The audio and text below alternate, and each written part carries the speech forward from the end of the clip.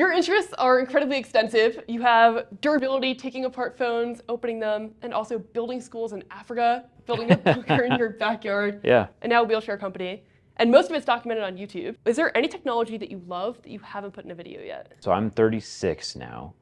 And back when I was like 25 to like 33, I was really into fitness, but I never really put any of that stuff into my videos. Okay. And now for like the past 2 or 3 years, like I've just been so overwhelmed with everything YouTube that I've gone away from like, you know, the fitness side of things, but I would love to get back to it at some point. You're honestly entering at the perfect time. I feel like fitness tech is having its moment right now. Yeah, but the only thing is like, it's also like, I don't want the focus to be on me and like my fitness transformation or whatever. I don't know how we got into fitness this early in the video. It was on my list, so I'm glad we're here.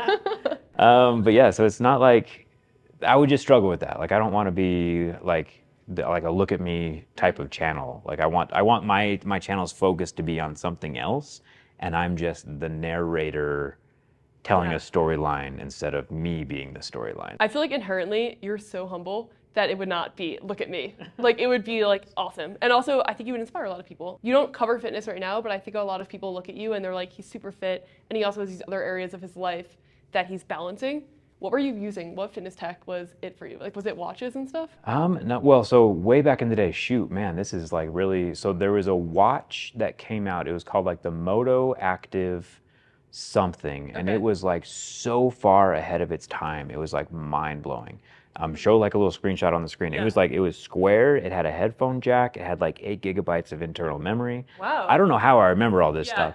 But it had like a freaking touchscreen display, and like I would just take that thing up in the mountains and listen to music and run on trails and stuff. Wow. And then like when that, I think I went through like 2 or 3 of them because it wasn't water resistant. Then after that watch kind of like they stopped making it, no watch even came close until like the Apple released the Apple Watch. Yeah. And it was just like such like this delta of technology until Apple came back with something similar.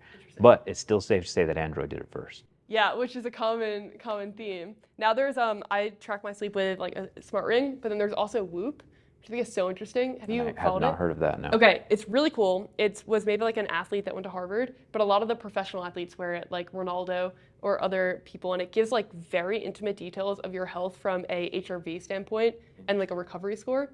So they'll look at it before they like have a game, and they'll know like how hard to push it. I would love to see you do fitness tech. I think it'd be so cool.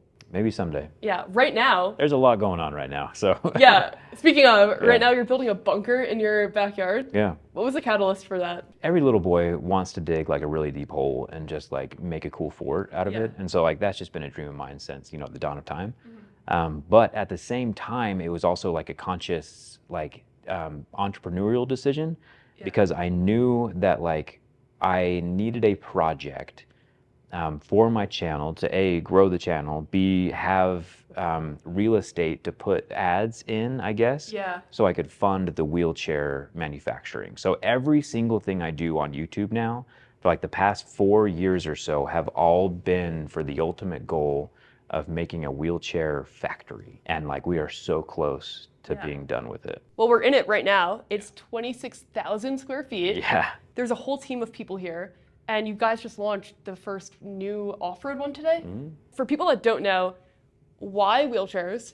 And let's talk about like how bad the industry is right now. Like what's going on with the current state of wheelchairs, and why do you need to get involved? Because you're like the Mark Cuban of wheelchairs right now. Well, thank you.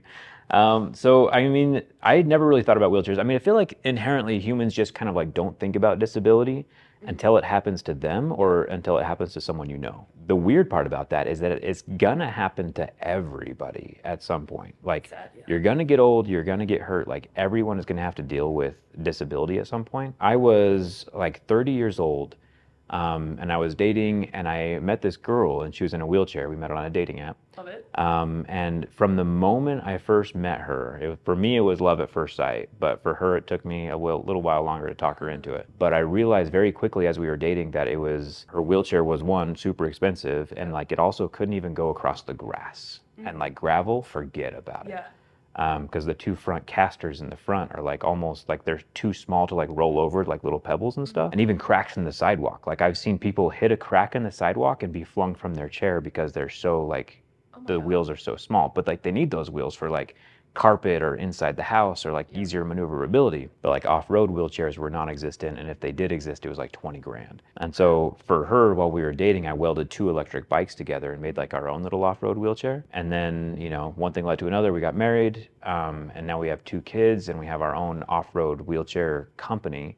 Where we still build the wheelchairs from bike parts, and so it's, you know, easy to find tires anywhere. Amazon, they're like $30 on Amazon, and our goal is to just help more people get outdoors for cheaper than anything else that currently exists in the market. Let's talk about the prices. People actually get this sense. Like, what would be the cheapest off-road wheelchair be right now? The cheapest off-road wheelchair right now, besides ours, that's similarly capable, it would probably be around $10,000. Ours brings the cost down to about $5,000 for our 2-wheel drive version. Once again, made out of bike parts, and anyone who has any experience in the mountain bike industry, like that's the cost of a nice mountain bike. Yeah, I mean, that's pretty amazing. You guys are a startup. You have not been around that long, and you're cutting the price in half. Yeah.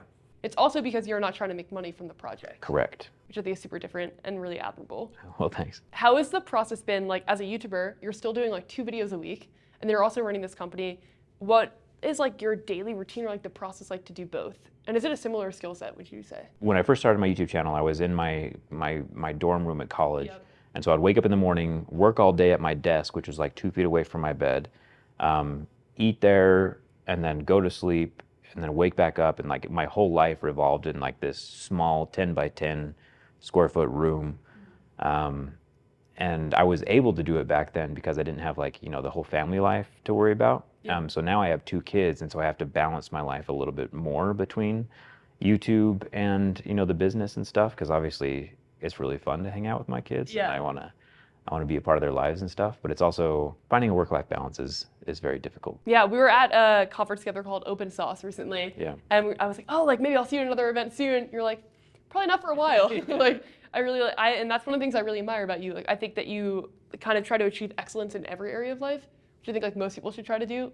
Like, you really push it hard in work, but then you're also a really good dad and like husband, obviously. 12 years ago, phone issues. What were you seeing, and have those phone issues stayed the same 12 years later? I don't know. 12 years ago, phones were a lot easier to repair. Like anyone with a screwdriver could just take the back off their phone. Batteries were swappable. And so like it was just so much easier. But one thing we did gain in battery technology is like batteries just last so much longer now. And so sealing it inside of the phone actually isn't that big of a deal. And we also got water resistance by sealing it inside the phone. But due to those things, now they're way less repairable. And so it's kind of like, I don't know, I see both sides of the equation, and I see why manufacturers are sealing up their phones. Like with right to repair, you mean? With right to repair, but I also really liked the fact that you could swap things out, for example, with just a screwdriver, right, back in the day. So like I just got a new phone. So I used my Note 10 Plus for about 4 years, and then I upgraded my phone to the S24 Ultra. Nice. And I've only had this for probably 3 or 4 months, and my loudspeaker is so blown that what are you doing with your speaker? I don't. It's probably metal from the bunker. I bet metal from the bunker got in there and got shredded, because like it's a magnet, so it just any metal shavings or whatever just get sucked inside and then just vibrate that diaphragm until it shreds itself. But at the same time, like I can probably get that fixed under warranty, but I don't want to like send my phone off somewhere and be without it for a while. But if it was like easy to take apart, I could just swap the speaker in 2 seconds. But like that waterproofing makes it a little more difficult, and you have to calculate a little more what you want to lose. I'm curious, like how does a durability video differ from a I'm going to Africa to build a library video? Like, what's the planning process and story process for both? 2 very different kinds of shooting. So I have my studio in my house, so I work from home. And the nice part about that is like I'm definitely doing it to make money to fund, you know, stuff like this. And I'm able to just walk in there. I have an overhead camera that's coming down onto a white desk. And basically I've done enough of the durability tests and the teardowns now that I'm in like a fairly decent flow. So since I'm working just with one other guy, so I film and script everything, and then I have a friend from high school who does all the editing. And then he gives it back to me, I polish it up, and I post it to YouTube. I would say I get all the bullet points ready for the video. Like I make sure like I have all the interesting points of the phone figured out. Like back in the day, Samsung would release a phone with like a variable aperture in the camera lens. I remember that. And I was like, that was a cool little quirk that they were releasing for a while. And so I would make sure like, okay, there's that quirk. I got to go in and find that and show how it looks from the inside, because no one else on YouTube is doing that kind of thing. Yeah. And then I could probably, like, if I worked from, the morning to night, I could probably knock out one durability test in, 8 to 10 hours, give or take. But then like a library project or like a wheelchair project, there's a whole lot more planning that has to go into that, but most of that I would guess is getting the shot that looks good on camera, and then I would just match a script to that after the fact. So you're shooting, like, you go to Africa, you shoot putting like the books in the library, the kids' reactions, and then you're scripting it afterwards, like when you get back home? I would say I get maybe like 30 or 40% of, like, if I'm doing something interesting, I'll just like explain what I'm doing while I'm there. Yeah. But then there needs to be like a voiceover afterward that brings everything together. I make sure there's like a storyline, but I don't think of it in acts. I just think of it as like there's something interesting at the beginning and there needs to be like a resolution at the end. So there's a problem and a resolution. Those are my acts. And your voice is also part of the story. Like, I remember we talked about the fact that you thought about, like, if you're not going to be on camera in the beginning, then your voice has to be a character, because it's an engaging, and then also the sound of like the durability, which people either love or hate. Like, it definitely elicits a visceral reaction. How do you think about like other storytelling tools that you use? Like, your voice is one, the sound effects are one. What are some other storytelling tools that you use to make the videos engaging? It has to be visually appealing. So like there was a conscious decision I made a while back, where like my desk is just like this white background. Okay. And I realized that if I didn't have any color in there, it wasn't like visually appealing. And so like I went and I manufactured my own plastic pry tools, and I made sure to get different colors of them. Smart. And so like if you see my thumbnails now, like there's colored pry tools in the corner, which like are a little more eye-catching, and even throughout the video, it just like helps, I don't know, keep things interesting, I guess. Totally agree. Yeah, like I will think about wearing a different color shirt or like holding a coffee. I think that those two things are so small, but they genuinely change the viewer experience. Like, holding the coffee makes it feel more personal, like we're just hanging out, and then the color of the shirt, she's like, oh, pretty, like it looks nice to look at, versus like all black or whatever. Okay, another topic that I think is so interesting in tech right now is solar energy. And you've recently did your whole rooftop. Yeah. What was that like, and where do you think like the state of solar energy is? Like, does it make sense for most people to switch to it? I think so. I mean, it depends on what problem you're trying to solve, right? From a financial standpoint, the system pays itself off in about 8 years. Okay. Wow, that's a long time. But also, I wasn't going to do it, but the solar panels last for about 30 years. Okay. And here's the thing, when people think of that, like the way I just phrased it, the solar panels last for 30 years, they will last for like 50 or 60 years. They're only guaranteed to 80% efficiency at 30 years. So the warranty is 30 years. They will last longer. That's than that. Amazing, actually. But people forget the part where they'll last longer than that and just think about the warranty as like the end of life. Okay. So I think solar is fantastic, but you also have to own a home, which a lot of people in our age range don't own homes at the moment, which I feel like is a different problem that needs to be solved first. Yep. But solar is fascinating. What about electric cars? Love them. Do you have like a favorite brand? Yeah, Rivian. Yeah, okay. I'm driving a Rivian next week for the first time. Nice. And I've never driven an electric car before. I'm so excited. I feel like their CEO, RJ, is like very product focused. Super cool. But also like the whole team. Like, I just feel like they've made electric cars like cool in a way that Tesla initially did, but now this is like the second wave. Yeah. What do you like about it more than other electric cars?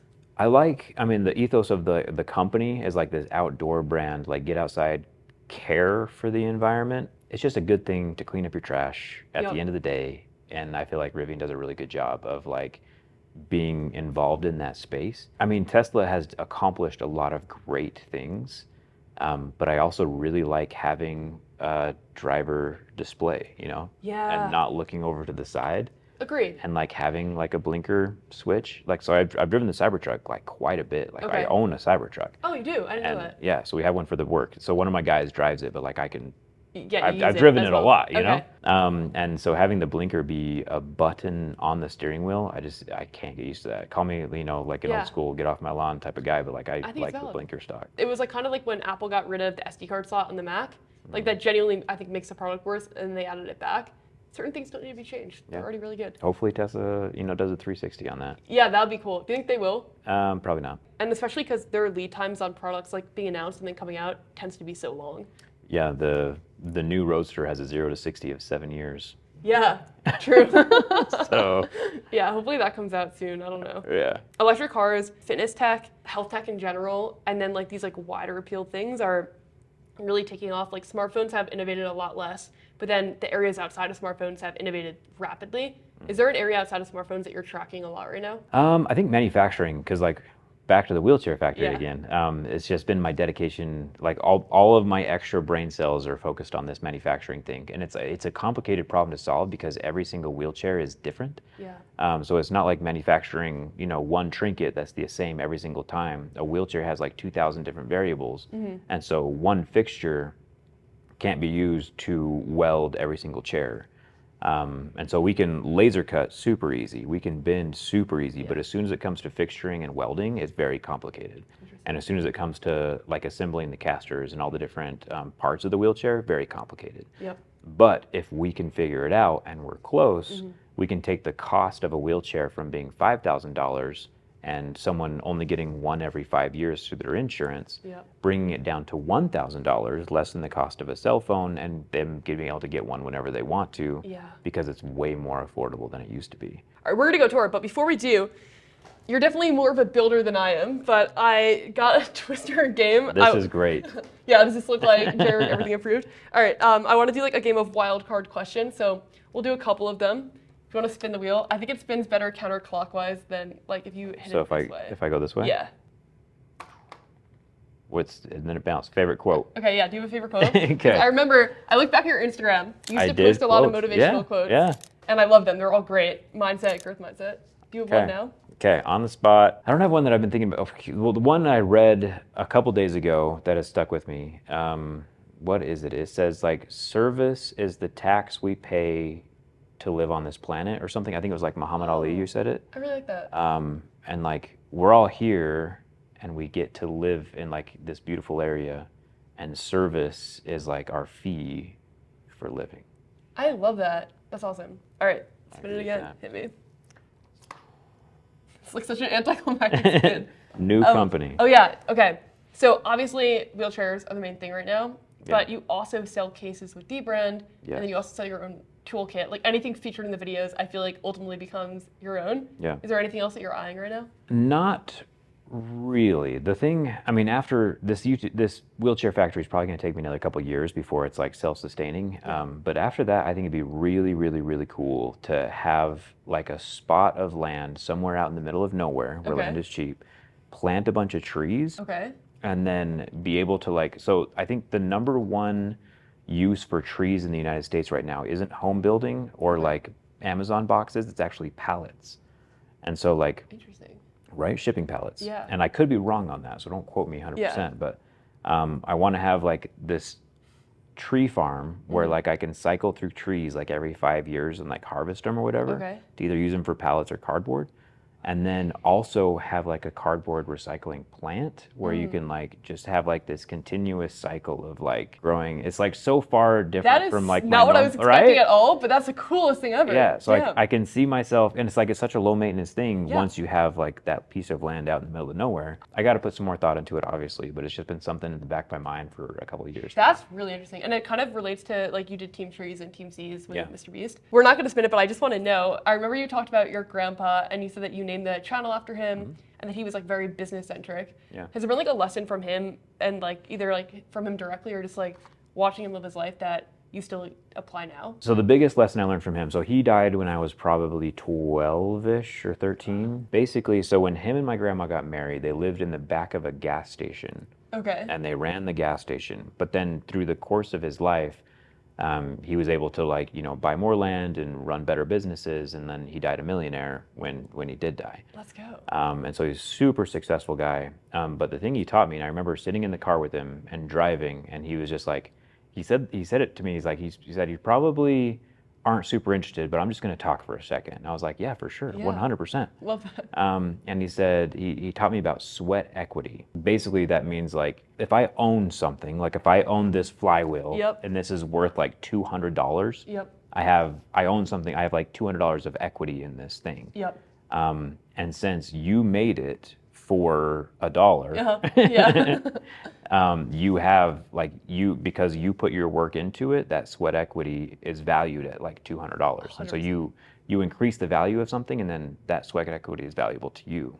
Yeah. And so he would always like build his own buildings and then like save that money that he would have spent on somebody else building it. Yeah. And then, but he was like, he still owns that equity. So sweat equity was like his biggest thing. I love that so Yeah, much. super cool. Now, that being said, he built a cabin for the family like up in Idaho where land is super cheap out there. Nice. And that cabin was built terribly. Oh no. But at the same time, like he built it and he did a good enough job that the cabin is still standing with some help, you know, down the road. But That's like, cool. That's like your bunker. It's gonna be the same thing. yeah, hopefully the bunker's still standing in for your years from now. Yeah. All right, you're amazing. We're gonna go tour this. But Okay. thank you so much for doing this. It's genuinely like I feel like you're one of those people that's just like magnetic, but then also brilliant and kind. And I'm honored to get to do this with you.